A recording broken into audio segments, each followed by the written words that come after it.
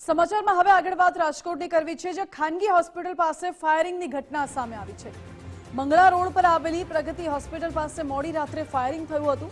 ભાજપ સાથે જોડાયેલા doctor Amit હાપાણીની hospital પાસે ફાયરિંગ કરવામાં આવ્યું। મોડી રાત્રે કેટલાક અજાણ્યા શખ્સો દ્વારા આડેધડ ફાયરિંગ કરાયું હતું। રોડ પર પાર્કિંગ કરેલી કારના કાચ પર ફાયરિંગના નિશાન જોવા મળ્યા।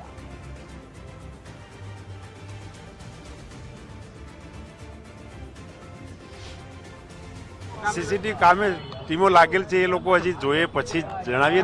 અંદરની તરફ કઈ હોસ્પિટલ ઉપર ના, અંદર કોઈ ફાયરિંગ નહીં, અંદર કઈ તપાસ કરી કોઈ અંદરની બાજુ એટલે હું તપાસ કરાવી। પ્રાથમિક કઈ દિશામાં તપાસ? એ સીસીટીવી ફૂટેજ ચેક કર્યા ત્યારબાદ જ બધું નક્કી થાય કે કોણે શું કર્યું, એ તપાસ સાહેબ, સંજલા અને પેંડા ગેંગની વાત આવે છે, સામસામે ગેંગ વોરની આખી જંગલેશ્વરના હજી સીસીટીવી ફૂટેજ ચેક કર્યા બાદ ત્યારબાદ જ સાચી માહિતી બહાર આવી છે। એ 2-3 રાઉન્ડ ખાલી કેસ મળેલ છે, એ તો બાતમીદારો ને એને કોઈ। તો ગુજરાત ફર્સ્ટના હાથે લાગ્યા છે આ ફાયરિંગના પુરાવા। ફાયરિંગ કરેલા ખાલી કાર્ટેજ હાથ લાગ્યા છે। ગુજરાત ફર્સ્ટે ખાલી કાર્ટૂઝ પોલીસના હવાલે કર્યા છે। 4 જેટલા લોકોએ ફાયરિંગ કર્યાની વિગતો સામે આવી છે। જૂની અદાવતમાં ફાયરિંગ થયું હોય તેવી જાણકારી મળી રહી છે। પેંડા ગેંગ દ્વારા અગાઉ જંગલેશ્વર વિસ્તારમાં પણ ફાયરિંગ કરવામાં આવ્યું હતું।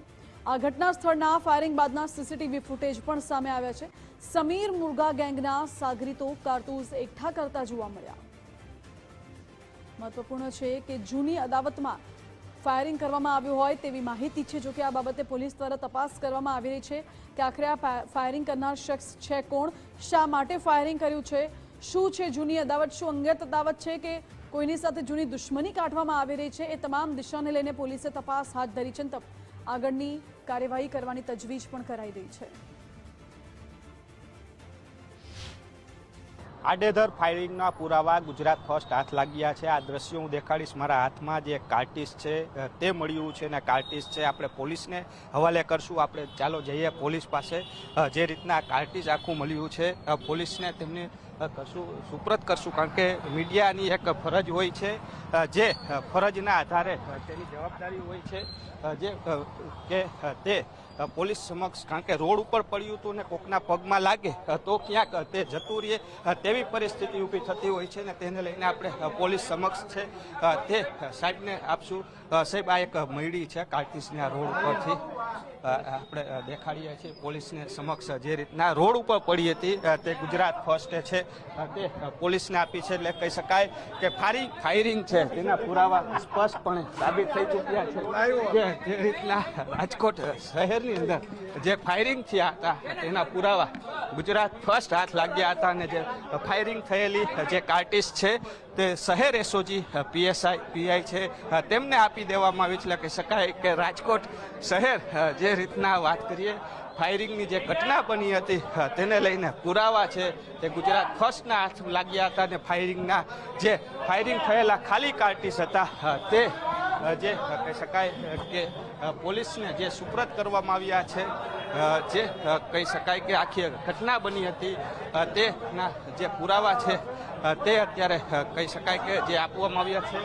એક મહિલા જેણે નજરે જોનાર છે તેની સાથે પણ આપણે વાતચીત કરવાના પ્રયાસ કરશું કે આખી આ ઘટના બની હતી ત્યારે જે એક બેન છે તે અહીં ઉપસ્થિત હતા, તેને કહી શકાય કે તેમના દ્વારા જે આખી વિગત છે તે આપવામાં આવી છે। એટલે કહી શકાય કે જે પોલીસ દ્વારા જે આ સમગ્ર મામલે તપાસ છે તે શરૂ કરવામાં આવી છે। એટલે કહી શકાય કે જે રીતના બેન છે બેન, શું કેટલા રાઉન્ડ ફાયરિંગ? 8-10 કર્યા હતા એ લોકોએ, 8-10 રાઉન્ડ કર્યા હતા એ લોકોએ। અમે ત્રણેય બેનું અહીંયા બેઠા હતા, એ લોકો આવીને સીધા અમારા ઘરના માથે ફાયરિંગ કરવા માંડ્યા। રૂબીનાબેન મારું નામ। ઘટના કાંઈ નહીં, અમે અહીંયા બેઠા હતા ત્રણેય બેનું। મારા પપ્પા કેટલા દિવસ ત્યાં સિરિયસ છે, મારા પપ્પાને કાલે લઈ આવ્યા હતા અમે। એ લોકો આમથી ગાડી આવી, પેલા એક ગાડી આવી, 2 વ્હીલર આવ્યું, પછી 4 વ્હીલર આવીને સીધા એ લોકો ફાયરિંગ કરવા માંડ્યા। અમારા નાના છોકરા હતા રાત્રે, અને અમે 3 જ બેનું મારા પપ્પાને લઈને આવ્યા હતા હોસ્પિટલ। બબલ કાંઈ કોઈ જાતની નથી, અમે 3 બેનું આ બેઠા હતા, કોઈ જાતની નહોતી કાલ તો। 4 જણા હતા, 3 જણા 4 વ્હીલમાં બેઠા હતા, 1 જણો 2 વ્હીલમાં જતા હતા। હા, એકનું નામ ભૈલો હતું અને એકનું નામ તો કા ખારું એ તો નથી યાદ તમે આવતું. જોયું આખું બેન હા અમે અહીંયા જ બેઠા હતા. પહેલેથી માંડી કોના ઉપર ફાયરિંગ કર્યું બેન? અમારા છોકરાઓ માથે નાના નાના બેઠા હતા, એની માથે સોહિલ માથે ને એની માથે. માથાકૂટ અગાઉ થઈ હતી, અત્યારની કાંઈ નથી. અત્યારે તમે હોસ્પિટલે જ હતા. મારા પપ્પા બહુ સિરિયસ છે એના હિસાબે. ગેંગ કોણ? પેંડા ગેંગ જ હતી. હા 4 જણા હતા, એમાંથી 2 લોકો, એક ભૈલો હતો અને એકનું તો બીજું કાંક નામ હતું. 2 જણા ઘટનાની નથી ખબર ભાઈ. 8-9 રાઉન્ડ કર્યા. એ લોકોએ કારતૂસ અહીંયા જ પડ્યા હતા. હવાલ લગીને અમે વિડીયો ઉતાર્યો. હમણાં હું તમને વિડીયો મંગાવી દઉં એટલે હું તમને વિડીયો આપું થોડીક વારમાં. ફાયરિંગ કરવા વાળા કારતૂસના વિડીયો ઉતારીને રાખ્યા હતા અમે. દારૂ બોલતા હતા. અગાઉ કાંઈ નહીં, છોકરા બારામાં જ હતી, કાંક ચા પીતા હતા ને એમાં કાંક ભેચામારી થઈ હતી તો નથી ખબર. તમારા પરિવારના કોઈ દાખલ છે અહીંયા? મારા પપ્પા જ દાખલ છે અહીંયા. ઉપર કર્યા છે? મારા પપ્પા માથે નહીં, મારા પપ્પા તો ઉપર હતા. મારા પપ્પા તો સિરિયસ છે. ફાયરિંગ કોના ઉપર કર્યા? મારા છોકરાઓ માથે કર્યા અને અમે 3 બેનું બેઠા હતા, અમે ભાગ્યા. તમારા છોકરાનું શું નામ? મારા એક બાબાનું નામ છે સુલેમાન ને એ લોકો માથે કર્યા. મારો ભાણેજ સોહિલ હતો. રાતે મારા પપ્પાને જોવા આવ્યા હતા, કેમ કે કોક તો જોઈને દવાખાને છોકરા હતા. હા. ત્રીજી ઘટના. કાલ તો અમે ભાઈ કાંઈ બોલ્યા નથી, કેમ કે મારા પપ્પા જેટલા સિરિયસ. કાલે એ લોકો જ કર્યા અમારી માથે આવી.